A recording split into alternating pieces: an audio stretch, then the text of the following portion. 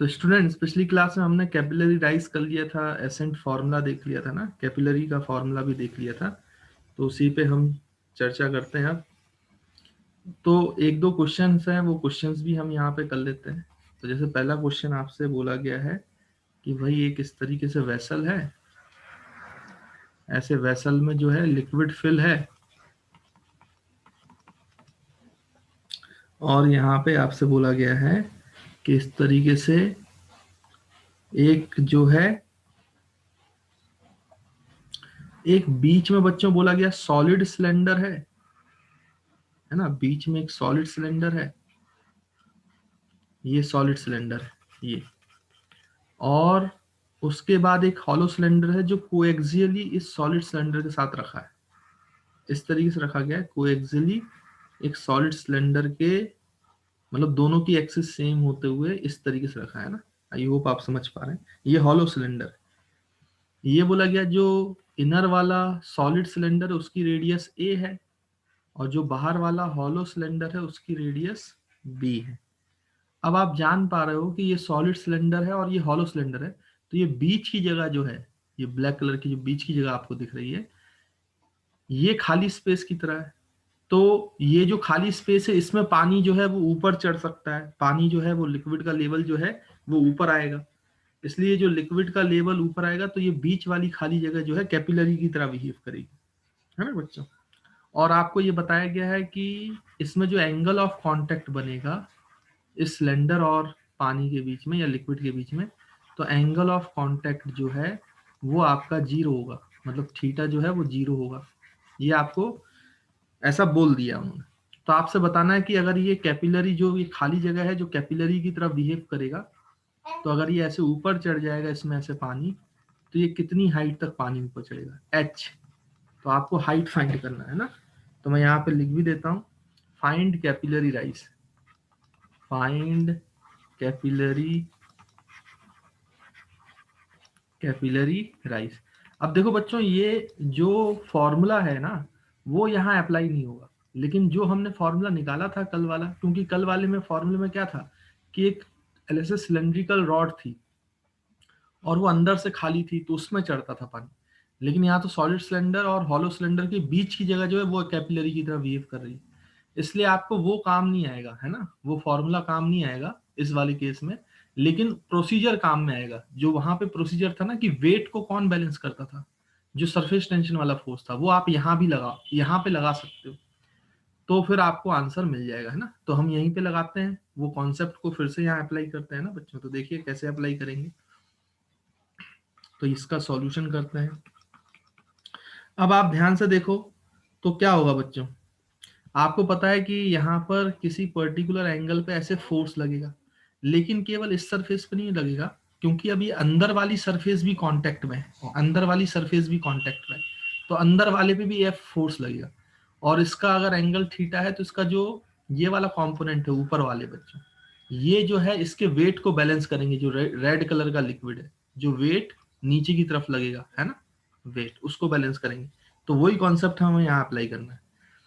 तो कितना फोर्स है, अगर इसका आपको सरफेस टेंशन दिया है लिक्विड का सिग्मा, तो देखो जो बाहर वाले रेडियस के पेरिफेरी में ये लिक्विड कांटेक्ट में है, तो ये कितनी लेंथ में लगाएगा सरफेस टेंशन, कितनी लेंथ में फोर्स लगाएगा, तो लगाएगा 2 पाई बी। सरकमफ्रेंस बाहर वाले सिलेंडर का जो होगा वो 2 पाई बी होगा, और जो लिक्विड सरफेस अंदर सॉलिड सिलेंडर के कांटेक्ट में है, सॉलिड सिलेंडर कांटेक्ट में, उस पे जो सरफेस टेंशन फोर्स लगाएगा वो कितनी लेंथ में लगाएगा बच्चों, 2 पाई ए। और उसका कौन सा कंपोनेंट, कॉस वाला। ये थीटा एंगल ऑफ कांटेक्ट होता है ना, तो कॉस वाला कंपोनेंट।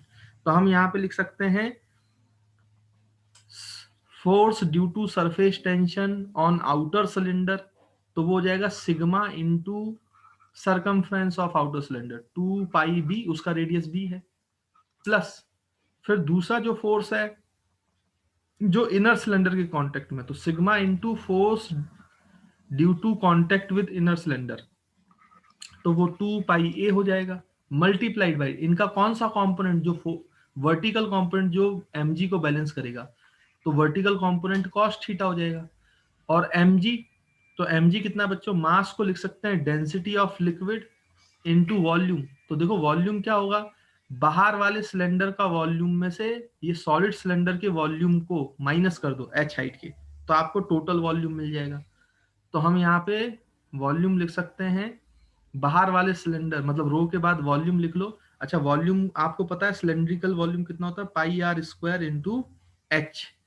तो पाई बाहर वाले सिलेंडर का जो वॉल्यूम है पाई आर स्क्वायर, तो पाई A square into H minus अंदर वाले सॉलिड सिलेंडर का वॉल्यूम, क्योंकि यहाँ पानी नहीं है ना तो इसको माइनस करना पड़ेगा। तो ये हो जाएगा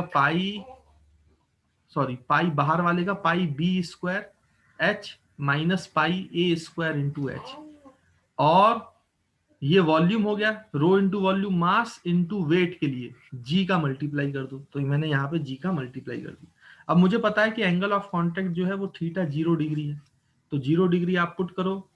तो यहां से देखो बच्चों 2 पाई सिग्मा बाहर आ जाएगा, अंदर बचेगा a प्लस बी, और इधर क्या बचेगा भाई देखो, यहां से पाई और h बाहर आ जाएगा इंटू रो बाहर आ जाएगा, अंदर बचेगा B square minus A square into जी।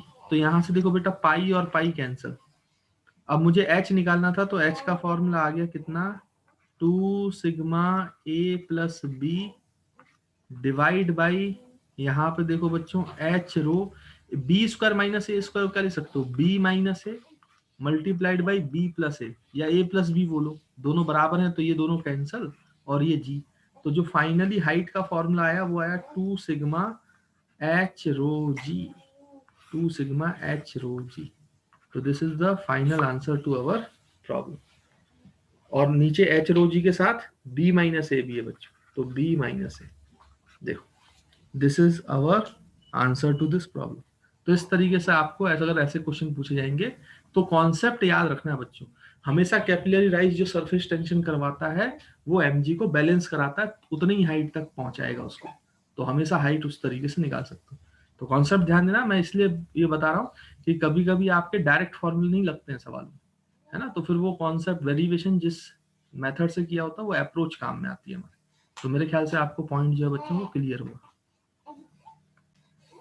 तो देखिए स्टूडेंट्स और कैसे क्वेश्चन पूछ सकते हैं, तो यहाँ पे अगर हम देखें तो मान लीजिए कि इस टाइप का क्वेश्चन आपसे पूछा जाए कि भाई एक वाटर है वेसल में इस तरीके से ऐसे, है ना, और यहाँ पे मान लीजिए कि कैपिलरी ट्यूब है। अब ये कैपिलरी ट्यूब जो है वो बच्चों ऐसे इंक्लाइंड रखी गई है, इंक्लाइंड, समझे समझे समझे बात, ऐसे इंक्लाइंड। अभी हम वर्टिकल रखते थे ना, जब डेरिवेशन किया था तो वर्टिकल रखा था। अब ये कैपिलरी ट्यूब है जिसका ट्यूब का रेडियस जो है वो आर है, तो इसको ऐसे इंक्लाइंड रखा गया है। तब भी इसमें पानी कुछ ऊपर चढ़ेगा ही चढ़ेगा। तो मान लीजिए इसमें पानी थोड़ी ऐसे जो है ऊपर तक चढ़ गया, ऊपर तक चढ़ गया, ये ऐसे इसमें कैपिलरी राइज कर गई, है ना बच्चों। अब कैपिलरी राइज की तो ये वर्टिकल हाइट कैपिलरी राइज तो ट्यूब के अलाउंग जो है इस तरीके से एक्स डिस्टेंस की है, एक्स डिस्टेंस। लेकिन इसने जो वर्टिकल हाइट तय की है वो वर्टिकल हाइट हम नाप सकते हैं। तो वर्टिकल हाइट जो है वो आपको h दिया है, लेकिन वर्टिकल हाइट मतलब दिया नहीं है, ये निकालना है आपको, वर्टिकल हाइट h निकालना है कि वर्टिकली लिक्विड के लेवल से कितनी हाइट ऊपर तक पानी चढ़ जाएगा। अब वो इंक्लाइंड चढ़ेगा लेकिन वर्टिकली कितनी हाइट तक चढ़ जाएगा, क्वेश्चन ये है। सरफेस टेंशन की जरूरत पड़ेगी तो हम सिग्मा ले लेंगे, है ना बच्चों। और तो मेरे ख्याल से कोई दिक्कत नहीं है। रेडियस आर जो है स्मॉल, वो रेडियस ऑफ ट्यूब हो जाएगी, रेडियस ऑफ कैपिलरी ट्यूब, उसमें भी मेरे ख्याल से कोई दिक्कत नहीं है, ये आपको समझ में आता है। चलो तो अब देखो बच्चों इसको कैसे सॉल्व करेंगे, अगर हमें सॉल्व करना होगा तो इसको जल्दी से सॉल्व करके देखते हैं। तो यहाँ पे दूसरा कलर ले लेते हैं भाई, ठीक। तो यहाँ पे बच्चों अब हम सॉल्यूशन करते हैं। तो देखो सॉल्यूशन में क्या कर सकते हैं, फिर से वही बात है कि फोर्स जो है वो वेट को बैलेंस करेगा, लेकिन अब दिक्कत ये है कि जो सरफेस टेंशन वाला फोर्स है, अच्छा कांटेक्ट एंगल आपको थीटा दिया है, theta is the contact angle, है ना, ये दिया गया आपको, कांटेक्ट एंगल जो बनेगा वो थीटा है। अच्छा अब जो कांटेक्ट एंगल बनेगा तो ये फोर्स तो ऐसे लगाएगा सरफेस टेंशन वाला अलोंग द लिक्विड सरफेस, ऐसे हर जगह पे ये एफ ये एफ ये एफ, तो टोटल मिला के जो सरकमफ्रेंस पे एफ लगेगा उसका वर्टिकल कंपोनेंट, अगर ये एंगल थीटा है तो vertical component total force into cos theta. तो total force into cos theta तो ऐसे इंक्लाइन लगेगा, इंक्लाइन लगेगा। लेकिन वेट कैसे लगता है बच्चों, वेट कैसे लगता है? हमें पता है कि वेट जो होगा इस लिक्विड का जो सिलेंडर में है वो तो डाउनवर्ड लगेगा। mg जो है बच्चों वो डाउनवर्ड लगेगा, डाउनवर्ड, ऐसे डाउनवर्ड mg। अच्छा, आपको एक डाटा और इसमें दिया है, मैं बताना भूल गया। ये है ट्यूब का लिक्विड लेवल के साथ एंगल अल्फा, है ना, ये भी दिया है, इसके बिना काम नहीं बनेगा। तो कितना इंक्लाइंड है ये ट्यूब, एंगल अल्फा, ये आपको दिया है। जितना इंक्लाइंड है ये ट्यूब, एंगल अल्फा, वो दिया है। सिग्मा सरफेस टेंशन है न्यूटन पर मीटर, और इसकी डेंसिटी रो केजी पर मीटर की, है ना। मतलब ये डाटा आपको दिया जाता है। और ये बोला है ट्यूब को हमने अल्फा एंगल इंक्लाइन कर दिया है, कैपिलरी में अल्फा एंगल इंक्लाइन कर दिया। तो आई होप आपको जो पॉइंट है वो क्लियर है। अब आप खुद सोचो, कैपिलरी वाला जो फोर्स है, मतलब सरफेस टेंशन के कारण जो फोर्स है वो अलोंग द ट्यूब लग रहा है, अलोंग द ट्यूब। लेकिन जो mg लग रहा है वो तो डाउनवर्ड लग रहा है, डाउनवर्ड लग रहा है।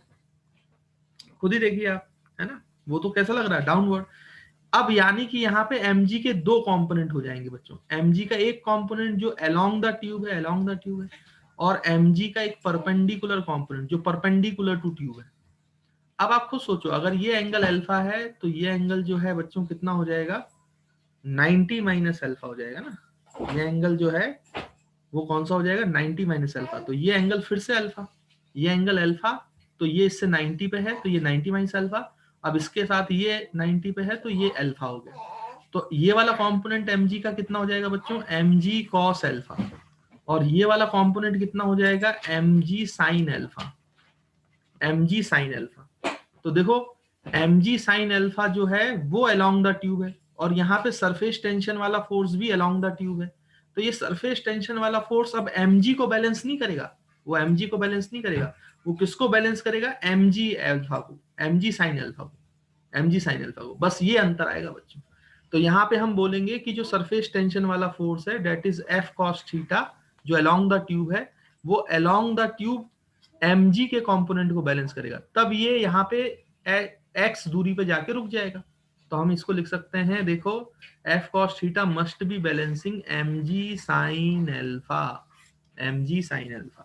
अब देखो बच्चों f की वैल्यू क्या होगी, टोटल सरकमफ्रेंस जो है रेडियस ऑफ ट्यूब है तो 2 पाई r है, और उसके अलोंग सिग्मा लग रहा है, तो फोर्स लगेगा सिग्मा इंटू लेंथ।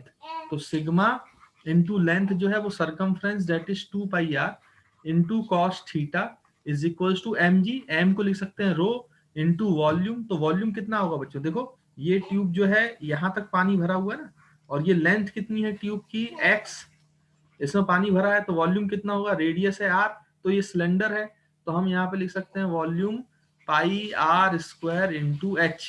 h नहीं, सॉरी h नहीं, h की जगह यहाँ पे क्या आएगा भाई, h की जगह क्या आएगा बच्चों, r square into x। h तो वर्टिकल हाइट है ना, h तो ये है, h तो ये, और ये एंगल अल्फा है, ये x है, ये x है ना, ध्यान देना। तो ये पाई आर स्क्वायर एस, ये रो इंटू वॉल्यूम, तो ये हो गया बेटा कितना, मास इंटू जी into sine alpha, into sine alpha. अब अगर आप ध्यान से देखें, गौर से देखें, तो एक आर एक पाई, एक पाई एक आर कैंसल, तो यहां पे बचेगा 2 sigma cos theta is equals to rho r x into ji into sine alpha, sine alpha. और मैं तो कहता हूं कि आप एक काम करो, एक्स को जरा साइन अल्फा के साथ लिखो, एक्स को बच्चों साइन अल्फा के साथ, जी को बाहर लिख लेते हैं, इंटू एक्स साइन अल्फा, इन दोनों को साथ में देखो। अब ये क्या है, देखो बेटा इस ट्राइंगल से देखो, राइट एंगल ट्राइंगल, अगर यहाँ पे आप साइन अल्फा लिखते हो तो परपेंडिकुलर अपॉन हाइपोटेनस, तो परपेंडिकुलर एच है और हाइपोटेनस जो है वो एक्स है, तो एच की वैल्यू हो गई एक्स साइन अल्फा, यानी एक्स साइन अल्फा को आप एच लिख सकते हो। यहाँ पे पुट करो जरा, तो 2 sigma cos theta is equals to rho r g, तो ये into x sine alpha h हो गया, एच हो गया, एच हो गया। तो यहां से एच की वैल्यू क्या आई बच्चों, 2 sigma cos alpha, sorry cos theta divide by rho r g, rho r g. देखो देखो देखो, अब ध्यान से देखो बच्चों, तो ये है क्या, ये है क्या, ये तो वही फॉर्मूला है जो आपने पिछली क्लास में सीखा था जब हमने इसी कैपिलरी को वर्टिकल रखा था। आप देखें, जब आपने लिखा होगा तो ये वही हाइट है एच वर्टिकल जो ये आ रही है। यानी कि आप कैपिलरी को ऐसे रखो, इंक्लाइंड रखो, किसी एंगल पे रखो, वर्टिकल हाइट नहीं बदलने वाली। वर्टिकल हाइट तो वो एच ही कवर करेगा जो इस फॉर्मूले से दिया जाए। इसलिए अगर कभी इंक्लाइंड भी है ना बच्चों, तो वर्टिकल हाइट पूछा जाए तो आपको टेंशन लेने की जरूरत नहीं है, वो वही हाइट है जो हमने पहले निकाली हुई है। देखो ये प्रूफ भी होता है यहाँ से, सेम थिंग्स है ना। तो मैंने आपको पूरा प्रूफ करके बता दिया ना, तो इस बात को भी ध्यान में रखिएगा। तो देखिए बच्चों, अब मैं ड्राइंग जो है वो क्लियर कर रहा हूं, और अब हम नेक्स्ट सेक्शन पे आते हैं, that is capillary with insufficient height, capillary with insufficient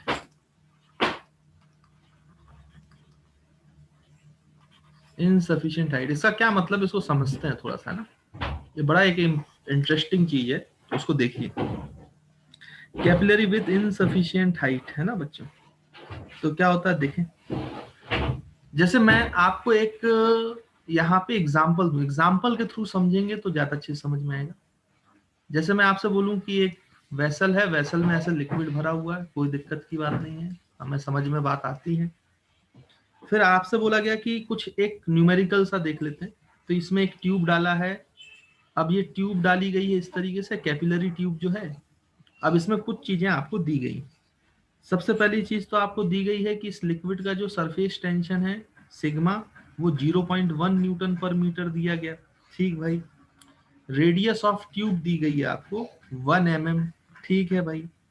और आपको दिया गया है एंगल ऑफ कांटेक्ट, तो 60 डिग्री का एंगल ऑफ कांटेक्ट बनता है इस ग्लास ट्यूब, कैपिलरी ट्यूब और लिक्विड के बीच में। ठीक है भाई, ये भी बात हम समझ गए। उसके बाद फिर आपको बोला गया कि डेंसिटी ऑफ लिक्विड रो दी गई है। कितनी दी गई है, तो density of liquid rho 1500 kg पर मीटर क्यूब दिया गया। सही बात है, इसमें भी कोई दिक्कत की बात नहीं। फिर आपसे बोला गया है कि बताओ, जो ये कैपिलरी है, इसमें जो वाटर है वो कितनी हाइट तक बढ़ेगा, कितनी हाइट तक राइज होगा। फाइंड द कैपिलरी राइज या एसेंट ऑफ लिक्विड, है ना। तो एच हाइट निकालना। अब ये सवाल सॉल्व करने में तो कोई दिक्कत है ही नहीं, बहुत आसानी से सॉल्व कर सकते हो आप। भाई अगर इसका सॉल्यूशन देखें तो आप लिख सकते हो ना, हमने तो हाइट का फॉर्मूला पढ़ा है इस चीज के लिए। हाइट का फॉर्मूला जो था बेटा अपना सिंपल सा, अभी भी हमने निकाल के देखा, 2 sigma cos theta upon rho जी आर, यही फॉर्मूला तो पढ़ा है। तो 2 सिग्मा की वैल्यू जो है वो 0.1 है, इंटू कॉस थीटा जो है वो कॉस 60 डिग्री है, डिवाइड बाई जो है आपका रो वो 1500 है, इंटू जी 10 ले लो, इंटू आर 1 mm, मतलब 10⁻³ ले लो। अब बच्चों आप इसको सॉल्व करना, इस डाटा को सॉल्व करना, तो अप्रोक्सीमेटली जो है वो 7 mm के आसपास आता है। सॉल्व करोगे तो जो आपका हाइट आएगा वो 7 mm, मतलब ये 7 mm तक जो इसमें लिक्विड है वो ऊपर चढ़ जाएगा कैपिलरी। लेकिन अब सोचो, ये 7 mm तक चढ़ना है, ठीक है, 7 mm तक चढ़ना है, लेकिन मैं आपसे बोल रहा हूं कि हमने इसको बीच में ही काट दिया, इस कैपिलरी को ही काट दिया, और मान लो ये कैपिलरी की हाइट ही 4 mm है। भाई 7 mm तो तब चढ़ती ना जब 7 mm से ज्यादा हाइट होती कैपिलरी की। अब मैं आपसे बोलूं कि कैपिलरी को कट कर दो 4 mm पर, 4 mm पे ही कट कर दो, तो अगर आप 4 mm पे ही इसको कट कर दोगे, जबकि इसको कितनी हाइट चढ़ना है 7 mm, तो अगर 4 mm पे कट कर दोगे तो फिर क्या होगा बच्चों, इनसफिशियंट हाइट हो गई है। तो इसलिए लिखा है कैपिलरी विद इनसफिशियंट हाइट। तो अगर आप 4 mm पे ही कट कर दोगे, सफिशियंट हाइट दी ही नहीं आपने जो 7 mm तक चढ़ना था, तो फिर क्या होगा, तो आप बोलोगे सर पानी बाहर आ जाएगा। ऐसा बच्चे सोचते हैं, ऐसा होता नहीं है, लेकिन बच्चों पानी बाहर नहीं आएगा कैपिलरी से कभी भी, इस बात को समझें अच्छे से। एक्चुअली में होता क्या है कि अगर पानी बाहर आने लगता तो फिर क्या होता। आपको मैंने बताया था कि जो कैपिलरीज होती हैं वो ट्रीज में बहुत काम करती हैं। ट्रीज के रूट से बहुत पतली पतली पतली पतली पतली जो नालियां हैं वो जाती हैं, कैपिलरीज जाती हैं, जिनको आप जाइलम या फाइलम बोलते हो टेक्निकल टर्म्स में, मेरे को एग्जैक्टली याद नहीं आ रहा बायो में क्या बोलते हैं। तो ऐसे ऊपर बहुत पतली पतली पतली पतली नलियां जाती हैं, जो पेड़ के जो लीव्स होती हैं, जो फ्रूट्स होते हैं, वहां तक न्यूट्रिएंट्स या पानी पहुंचाने का काम करता है, मॉइस्चर देने का काम करता है। तो अगर सोचो, अगर आप एक पेड़ को बीच में से ही काट दोगे, तब तो पेड़ से पानी बाहर आना चाहिए था। लेकिन कभी आपने ऐसा देखा है कि किसी पौधे को या पेड़ को आप बीच में से काट दो और उसमें से पानी बाहर निकलने लगे? तब तो वो फवारा बन जाएगा। ऐसा थोड़ी ना होता है। फिर हम फवारे पे इतना पैसा क्यों खर्च करते कंस्ट्रक्ट करने? पेड़ लगा देते, पेड़ को बीच में से काट देते, अपने आप फवारा बन जाता नेचुरली। तो हमें कोई कंस्ट्रक्शन करने की जरूरत ही नहीं होती। ऐसा नहीं होता है। इसका मतलब ये है कि पानी बाहर नहीं आ रहा है, इसका मतलब पानी यहीं रुक जाएगा 4 mm पे। अच्छा, पानी यहां रुक जाएगा, ये प्रैक्टिकल हमें दिखता है, तो ये पानी रुक कैसे सकता है? फिर हाइट तो 4 mm होनी चाहिए, इनसफिशियंट। अगर हाइट 4 mm है तो एच की वैल्यू 4 mm आनी चाहिए। अब आप खुद सोचो, इसमें सिग्मा तो चेंज हो नहीं सकता। लिक्विड का जो सरफेस टेंशन है वो तो एक बार फिक्स है, तो वो हर लिक्विड के लिए फिक्स ही रहेगा, मैंने आपको बताया था। आपका रेडियस भी चेंज नहीं हो सकता। कैपिलरी की रेडियस तो उतनी एक बार आपने रख दी तो कैपिलरी की रेडियस भी चेंज नहीं होगी। रो भी चेंज नहीं हो सकता, जी भी चेंज नहीं हो सकता, तो कोई चेंज नहीं हो सकता, ये सब कांस्टेंट है। तो बचा कौन? केवल थीटा थीटा थीटा, यानी कांटेक्ट एंगल बच्चों, कांटेक्ट एंगल। तो ये जब इनसफिशिएंट हाइट होती है ना, इनसफिशिएंट हाइट होती है, तो वो उस इनसफिशिएंट हाइट पे जाकर पानी रुक जाता है और कांटेक्ट एंगल अपने आप को चेंज कर लेता है। और कांटेक्ट एंगल इस तरीके से चेंज करता है कि वो जो है क्या कर पाए, हाइट को इनसफिशिएंट हाइट के बराबर ला पाए, दैट इज 4 mm। जैसे इस केस में अगर मैं इसको काट दूं तो मुझे पता है कि हाइट मुझे चाहिए थी इस पूरे डाटा के लिए 7 mm, लेकिन मेरे पास h डैश है 4 mm, मतलब इनसफिशिएंट हाइट है। This 4 mm is insufficient height. 4 mm is insufficient height, sufficient height. तो अगर इनसफिशिएंट हाइट है भाई, तो क्या होगा कि अल्फा विल चेंज, या फिर आप बोलो contact angle, contact angle will change. Contact angle जो है वो चेंज हो जाता है ताकि वो इनसफिशिएंट हाइट को मैनेज कर पाए। Contact angle will change and let's suppose it becomes alpha. Contact angle theta से मान लो अल्फा हो गया, तो इस केस में आपसे अल्फा पूछा जाएगा कि कांटेक्ट एंगल बदलकर कितना हो गया, बिकम्स अल्फा। तो निकाल लो, इसी फॉर्मूले लगेंगे, बस h की जगह h डैश आ जाएगा तो थीटा की जगह अल्फा आ जाएगा। तो हम लिख सकते हैं h dash is equals to 2 sigma cos नया contact angle alpha divide by rho ji R. तो ये फॉर्मूला काम करेगा और इसमें से आप नया कांटेक्ट एंगल जो है अल्फा की वैल्यू निकाल सकते हो। जैसे मैं आपको बोलूं, इस पूरे डाटा के लिए अगर आप निकालोगे तो कॉस अल्फा की वैल्यू आ जाएगी भाई कितनी, h dash into rho into ji into r divide by 2 sigma. तो यहां से h की डैश की वैल्यू है 4 mm, तो 4 इंटू 10⁻³ इंटू रो की वैल्यू 1500 इंटू जी की वैल्यू 10 इंटू आर की वैल्यू जो है बच्चों 1 mm, तो 10⁻³ डिवाइड बाई 2 सिग्मा की वैल्यू 0.1 है ना। अब आप इसको सॉल्व करके देखना बच्चों, तो अल्फा की वैल्यू जो है इस केस में 75 डिग्री आती है। यानी पहले अल्फा 60 डिग्री था। 60 डिग्री तब था अगर वो कितनी हाइट तक पहुंच पाता, सफिशिएंट हाइट तक पहुंच पाता, मतलब 7 mm। लेकिन क्योंकि वो इनसफिशिएंट हाइट है, तो फिर वो वहीं पे जो इनसफिशिएंट हाइट है सिर्फ उतने पॉइंट तक जाके रुक जाएगा, उससे बाहर नहीं आएगा। और ऐसा करने के लिए वो अपने कांटेक्ट एंगल को चेंज कर लेता है, तो जितनी रिक्वायरमेंट है उतना चेंज कर लेगा और अल्फा जो है वो 75 डिग्री, जैसे इस केस में जहां पे जितनी रिक्वायरमेंट है उस हिसाब से अपने आप को चेंज करके कांटेक्ट एंगल मैनेज कर लेगा उस साइड को, है ना। तो this is capillary with insufficient height. तो ये मैंने आपको समझाया, जो अभी समझाया उसको एक मतलब 2-4 लाइनों में हम लिख लेते हैं, तो आपका ये वाला सेक्शन भी खत्म हो जाएगा ना बच्चों। पहले इसको जल्दी से नोट कर लीजिए, फिर मैं लिखवा देता हूँ। तो देखिए बच्चों, जो बोला है वो लिख लेते हैं। तो आपने लिख लिया होगा, तो मैं ये थोड़ा सा ऊपर का मिटा रहा हूँ, यहाँ पे हम लिख लेते हैं, है ना। चलिए देखिए भाई,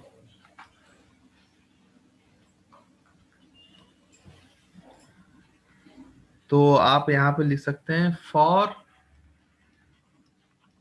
insufficient height, for insufficient height of capillary,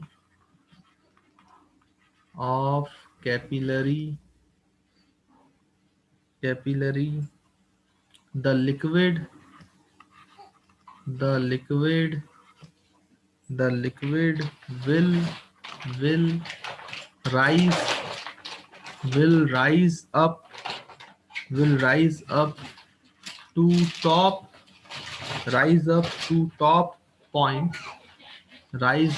top point, and the shape and the shape of meniscus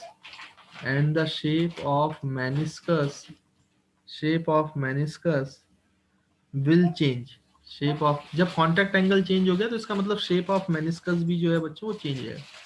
shape of meniscus will change in such a way in such a way in such a way in such a way so that so that so that in such a way so that the present present length of capillary so that the present length of capillary is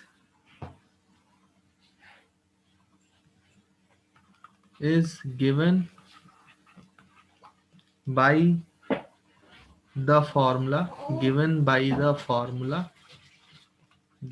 the formula in which in which in which new angle of contact form